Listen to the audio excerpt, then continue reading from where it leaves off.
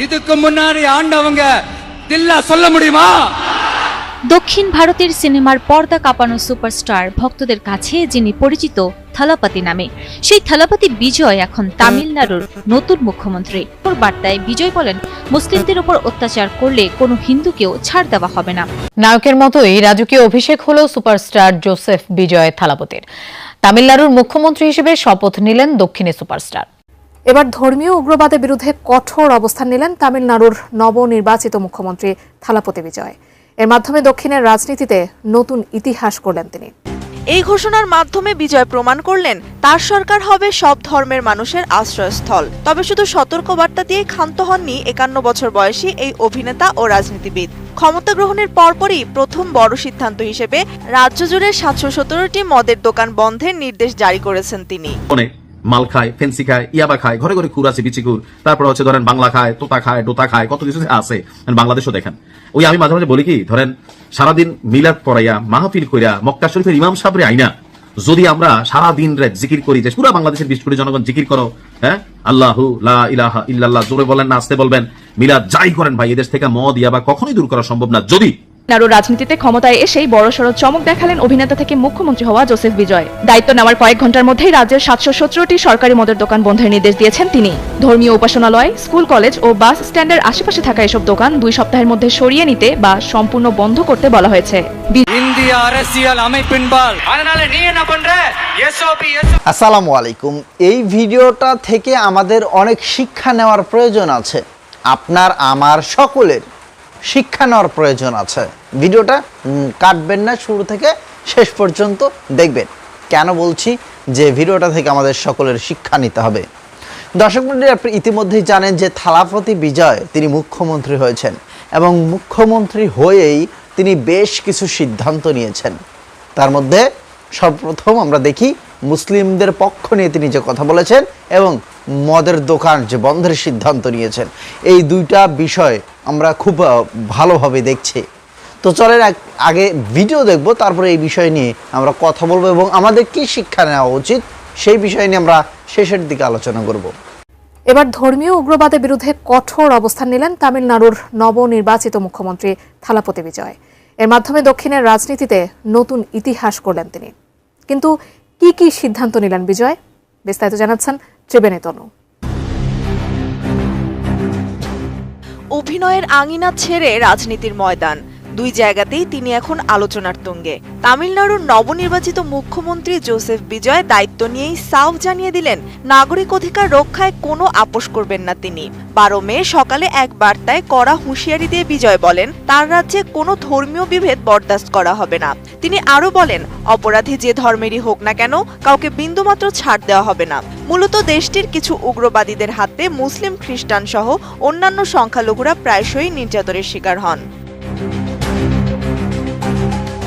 এই ঘোষণার মাধ্যমে বিজয় প্রমাণ করলেন তার সরকার হবে সব ধর্মের মানুষের আশ্রয়স্থল। তবে শুধু সতর্কবার্তা দিয়ে ক্ষান্ত হননি 51 বছর বয়সী এই অভিনেতা ও রাজনীতিবিদ। ক্ষমতা গ্রহণের পরপরই প্রথম বড় সিদ্ধান্ত হিসেবে রাজ্য জুড়ে 717টি মদের দোকান বন্ধের নির্দেশ জারি করেছেন তিনি। মূলত মন্দির, মসজিদ, গির্জা ও শিক্ষা প্রতিষ্ঠানের কাছাকাছি থাকা এসব মদের দোকান সমাজ ও সংস্কৃতির উপর বিরূপ প্রভাব ফেলছে বলেই মনে করছেন তিনি। আমি বুঝি নির্মাণের শিল্প, সালাম স্টিল বোঝে ডিউরেবিলিটি। সালাম স্টিল, মোস্ট ডিউরেবল স্টিল। মুখ্যমন্ত্রীর নির্দেশ অনুযায়ী তামিলনাড়ু স্টেট মার্কেটিং কর্পোরেশন বা টাসম্যাক পরিচালিত এসব দোকান অবিলম্বে বন্ধ করতে হবে। বিজয়ের নতুন নীতিমালায় বলা হয়েছে, কোনো ধর্মীয় স্থান বা স্কুল, কলেজের 50 মিটারের মধ্যে মদের দোকান রাখা যাবে না। সরকারি হিসেব মতে বন্ধ হতে যাওয়া দোকানগুলোর মধ্যে 276টি ধর্মীয় উপাসনালয়ের কাছে এবং 186টি শিক্ষা প্রতিষ্ঠানের একদম সন্নিকটে অবস্থিত। তার এই সাহসী পদক্ষেপকে স্বাগত জানিয়েছে রাজ্যের সাধারণ মানুষ ও সামাজিক সংগঠনগুলো। ডিএমকে এবং এআইএডিএমকে দীর্ঘদিনের দ্বিমুখী আধিপত্য ভেঙে এবারের নির্বাচনে ঐতিহাসিক জয় পায় বিজয়ের দল তামিলনাড়ু ভেট্টিকাজাগাম বা টিভিকে। কংগ্রেস, বামপন্থী দলসমূহ এবং মুসলিম লীগের সমর্থন নিয়ে গঠিত এই জোট সরকার এখন সামাজিক সংস্কারের বেশি গুরুত্ব দিচ্ছে। জনকল্যাণে বিনামূল্যে 200 ইউনিট বিদ্যুৎ প্রদান এবং নারীদের নিরাপত্তার জন্য বিশেষ বাহিনী গঠনের মতো জনপ্রিয় প্রকল্পগুলোর অনুমোদনও দিয়েছেন তিনি। তবে বিশাল সংখ্যক মদের দোকান বন্ধের ফলে রাজ্য সরকারের আয়ে টান পড়ার শঙ্কা করছেন অনেক বিশ্লেষক। তাদের মতে সরকারি তহবিলে প্রভাব পড়লে থালাপতি বিজয়ের উন্নয়নমূলক প্রকল্পগুলো বাধাগ্রস্ত হতে পারে। যদিও ডিএমকে আমলের অর্থনৈতিক শ্বেতপত্র প্রকাশের ঘোষণা দিয়ে বিজয় বুঝিয়ে দিয়েছেন স্বচ্ছতা নিশ্চিত করেই তিনি রাজ্য পরিচালনা করতে চান। ত্রিবেণী তনু, ATN নিউজ। সালামু আলাইকুম। থালাপতি বিজয়ের এমন সিদ্ধান্তে যারা খুশি হয়েছেন ভিডিওটা ওনার প্রতি সম্মানে একটা শেয়ার করে দিবেন, কারণ আমি মনে করি আমার পক্ষ থেকে বা বাংলাদেশের জনগণের পক্ষ থেকে তামিলনাড়ুর নবনির্বাচিত মুখ্যমন্ত্রী থালাপতি বিজয় এই ধন্যবাদটুকু পাওনা। আর ভিডিওটা সবার মধ্যে শেয়ার করবেন। আশা করি আমাদের সরকারও এমন ব্যবস্থা অদূর ভবিষ্যতে হোক, আগামী দিনে হোক, ইনশাল্লাহ নেবে। নানান বিতর্কের পর, নানান ধাক্কাধাক্কির পর মুখ্যমন্ত্রীর শপথ নেওয়ার পরে থালাপতি বিজয় প্রথম যে সিদ্ধান্তটা দিচ্ছেন, এক দাগে একটা না, দুইটা না, 50টা 100টা না, 717টা মদের দোকান বন্ধের নির্দেশ দিচ্ছেন। সিনেমাতে দেখতাম যে তিনি এরকম ভূমিকায় অবতীর্ণ হইতেন। তো আজকেও তিনি যখন রাষ্ট্র ক্ষমতায় বসছেন, বাস্তবেই তিনি এটা কইরা দেখাইছেন যে 717টা মদের দোকান বন্ধ, বাকিগুলো ধাপে ধাপে হয়তো আলোচনায় আসবে। এখন ভারতের তামিলনাড়ুতে মুখ্যমন্ত্রী চন্দ্রশেখর জোসেফ বিজয় এই নির্দেশ দিয়েছেন। সরকারি নির্দেশনাটা কি? রাজ্য জুড়ে ধর্মীয় প্রতিষ্ঠান, শিক্ষা প্রতিষ্ঠান এবং বাস স্ট্যান্ডের 500 মিটারের মধ্যে যেসব সরকার পরিচালিত মদের দোকান আছে সেগুলো আগামী 2 সপ্তাহের মধ্যে বন্ধ করে দিতে হবে। খুবই সুন্দর সিদ্ধান্ত যে ওই এদিকে মন্দির, পাশে দিয়া মদের দোকান, ও মসজিদ, পাশে দিয়া মদের দোকান, গির্জা, পাশে দিয়া মদের দোকান, শিক্ষা প্রতিষ্ঠানের পাশেই মদের দোকান, পোলাপাইন এখান থেকে গিয়ে মদ খাচ্ছে, পাশাপাশি বাস স্ট্যান্ডে মদ খাইয়া মাতাল হইয়া যাত্রী হিসাবে গাড়িতে উঠতেছে। এইটা খুবই কমন একটা ফ্যাক্ট। আর আপনারা অনেকেই জানেন থালাপতি বিজয় তিনি কিন্তু খ্রিস্টান ধর্মের অনুসারী, বাট সিদ্ধান্তটা কি নিছেন, কেন নিছেন? খুবই যৌক্তিক কারণে নিছেন। এর ফলে 717টি মদের দোকানের কার্যক্রম বন্ধ হলো। জনগণের কল্যাণে এই পদক্ষেপ নিয়েছে জানিয়েছে মুখ্যমন্ত্রী থালাপতি বিজয়। বর্তমানে তামিলনাড়ুতে সরকার পরিচালিত 4765টি খুচরা মদের দোকান আছে। আর শপথ নেওয়ার পরে সবগুলো তো বন্ধ করার সুযোগ নেই, কারণ হিন্দু ধর্মে মদ হালাল, খ্রিস্টান ধর্মে মদ হালাল, ইসলাম ধর্মে মদ হারাম। কিন্তু বাংলাদেশের জনগণের বড় একটা অংশ গোপনে মাল খায়, ফেন্সি খায়, ইয়াবা খায়, ঘরে ঘরে খুর আছে, বিচিকুর, তারপর ধরেন বাংলা খায়, তোতা খায়, ডোতা খায়, কত কিছু আছে বাংলাদেশও দেখেন।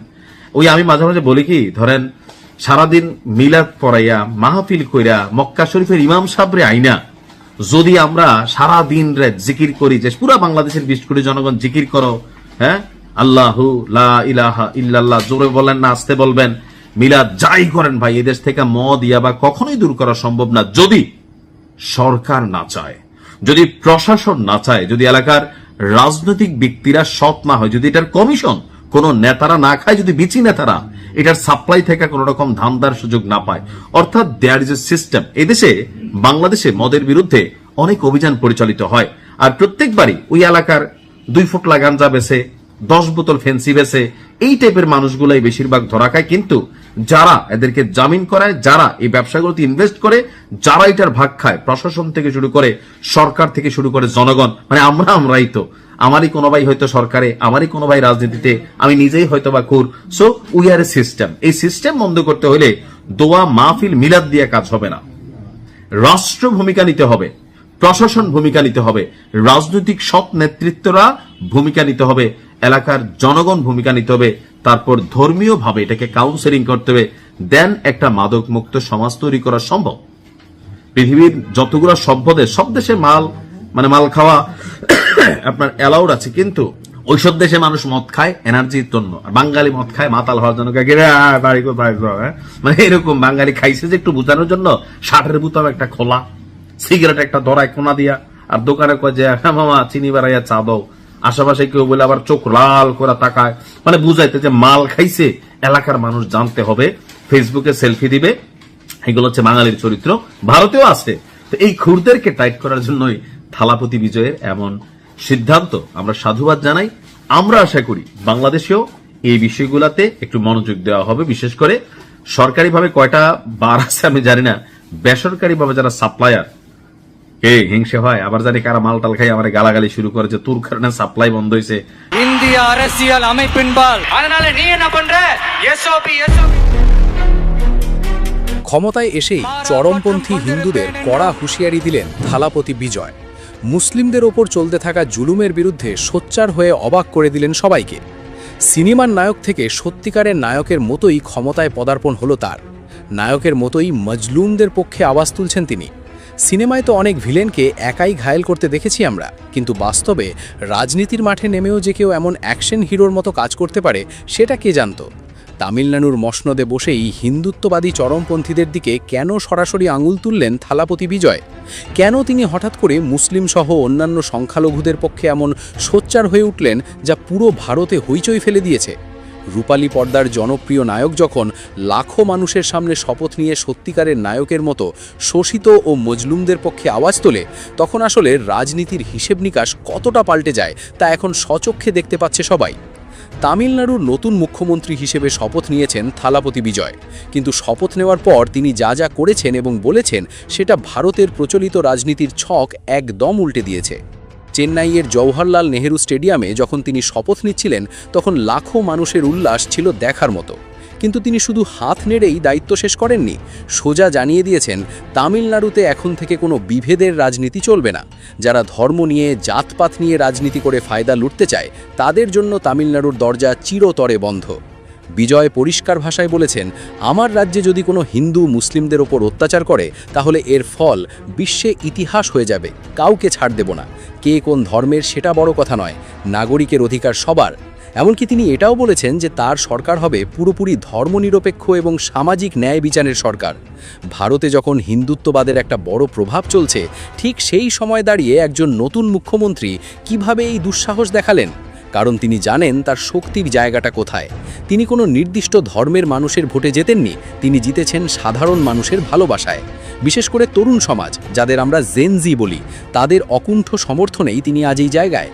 সামাজিক যোগাযোগ মাধ্যমে তার ফ্যান ক্লাবগুলো যেভাবে প্রচার চালিয়েছে তা ভারতের রাজনীতিতে এক নতুন ইতিহাস তৈরি করেছে। আর এই তরুণরা বিভেদ চায় না, তারা চায় কাজের কাজ। বিজয় ঠিক সেই জায়গাতেই হাত দিয়েছেন। ক্ষমতায় এসেই তিনি এমন কিছু চমক দেখিয়েছেন যা অনেক পোড়া খাওয়া রাজনীতিবিদরাও চিন্তায় আনতে পারেন না। তিনি শুরুতেই সাধারণ মানুষের জন্য 200 ইউনিট পর্যন্ত বিদ্যুৎ সম্পূর্ণ ফ্রি করে দেওয়ার ঘোষণা দিয়েছেন। এটা শুধু মুখের কথা নয়, শপথ নেওয়ার পরপরই তিনি প্রথম যে কয়েকটি নথিতে স্বাক্ষর করেছেন তার মধ্যে এটি একটি। এরপর তিনি নজর দিয়েছেন সমাজের সবচেয়ে বড় ব্যাধি মাদকের দিকে। মাদক চোরাচালান বন্ধ করতে তিনি বিশেষ টাস্ক ফোর্স গঠনের নির্দেশ দিয়েছেন। নারীদের নিরাপত্তা নিশ্চিত করতে গঠন করেছেন আলাদা বিশেষ বাহিনী। এই কাজগুলো করতে তিনি সময় নেননি, প্রথম দিনেই সিদ্ধান্ত নিয়েছেন। সবচেয়ে মজার ব্যাপার হলো বিজয় নিজের অতীত ভোলেননি। বিশাল এক স্টেডিয়ামে দাঁড়িয়ে তিনি নির্দ্বিধায় বলেছেন যে তিনি কোনো রাজকীয় পরিবার থেকে আসেননি। তিনি একজন সাধারণ সহকারী পরিচালকের ছেলে, যে কিনা দারিদ্র আর ক্ষুধা খুব কাছ থেকে দেখেছে। জীবনে অনেক অপমান সহ্য করে তাকে এই জায়গায় আসতে হয়েছে, তাই তিনি জানেন সাধারণ মানুষের কষ্টটা কোথায়। তিনি স্পষ্ট করে দিয়েছেন সরকারের সব ভালো কাজের কৃতিত্ব যেমন তার, তেমনি কোনো খারাপ কাজ হলে সেটার দায়ভারও তিনি নিজের কাঁধেই নেবেন। কোনো জোট সঙ্গী বা অন্য কারো ঘাড়ে দোষ চাপিয়ে তিনি পার পেতে চাইবেন না। তিনি একাই হবেন ক্ষমতার কেন্দ্রবিন্দু, তবে সেই ক্ষমতা হবে মানুষের কল্যাণের জন্য। তামিলনাড়ুর কোষাগার যে এখন প্রায় খালি আর রাজ্যের ঘাড়ে যে প্রায় 10 লাখ কোটি টাকার বিশাল ঋণের বোঝা চেপে আছে সেটাও তিনি লুকোননি। খুব দ্রুতই এই বিষয়ে একটি শ্বেতপত্র প্রকাশ করার কথা জানিয়েছেন তিনি। অর্থাৎ রাজনীতিতে যে একটা স্বচ্ছতা থাকা দরকার সেটা তিনি প্রথম দিনেই প্রমাণ করে দিয়েছেন। এবার একটু পশ্চিমবঙ্গের দিকে তাকান। সেখানে বিজেপির নেতা এবং বর্তমান মুখ্যমন্ত্রী হিসেবে দায়িত্ব নেওয়া শুভেন্দু অধিকারীর কথাবার্তা আর আচার আচরণের সাথে থালাপতি বিজয়ের আকাশ পাতাল তফাৎ। শুভেন্দু অধিকারী রাজনীতিতে নেমেছেন পুরোপুরি বিভেদ আর আগ্রাসনের মন্ত্র নিয়ে। তার প্রধান লক্ষ্যই যেন বাঙালি। একযোগে কি বলেছেন যে মুসলিমদের উপর যারা অত্যাচার করবে, যে কেউ হোক না কেন, কোনো হিন্দুকেও ছাড় দেওয়া হবে না, কাউকে ছাড় দেওয়া হবে না মুসলিমদের ওপর অত্যাচার নির্যাতন করলে। তিনি এই ঘোষণা দিয়েছেন, যেইটার পর কিন্তু সোশ্যাল মিডিয়াতে ব্যাপক পরিমাণে তোলপাড় ফেলেছে যে থালাপতি বিজয় এসেই তিনি মুসলিমদের পক্ষ নিয়ে কথা বলেন, কারণ আমরা জানি ভারতে কি পরিমাণ মুসলিমদের উপর অত্যাচার করা হয়, নির্যাতন করা হয়, এবং সেই কাজটা তিনি করেছেন। তিনি মুসলিমদের পক্ষ নিয়ে এই কথা বলেছেন। দর্শক মণ্ডলী, এইটা কিন্তু বেশ একটা ভালো খবর, এটা এবং বাহবা পাওয়ার মতোই তিনি এই কাজটা করেছেন। নায়কের মতোই কাজ করেছেন তিনি। এবং সেই সাথে আর একটা হচ্ছে মদের দোকান, সেগুলো কিন্তু বন্ধ করে দিতে ঘোষণা দিয়েছেন তিনি।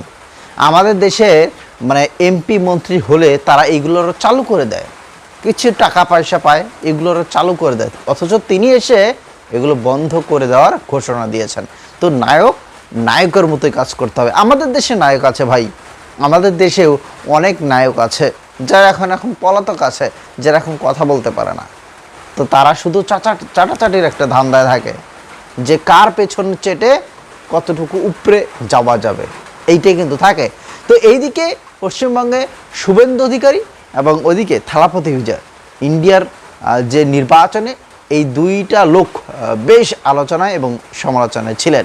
তো যাই হোক, সর্বশেষে আপনারা এই বিষয় নিয়ে মন্তব্য অবশ্যই লিখবেন, এবং থালাপতি বিজয়ের এই সিদ্ধান্তে কে অবশ্যই খুশি হয়েছেন সেটাও লিখবেন।